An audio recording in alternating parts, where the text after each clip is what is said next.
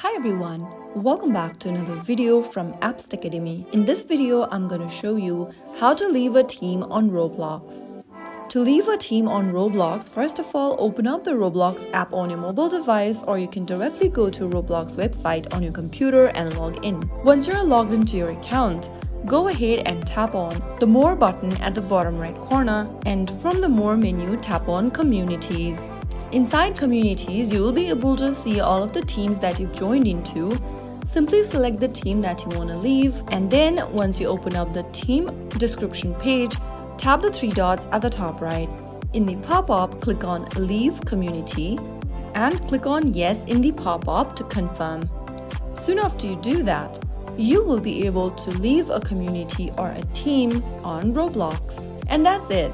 If this video was helpful, don't forget to hit that like button, subscribe and turn on notifications for more Roblox tutorials.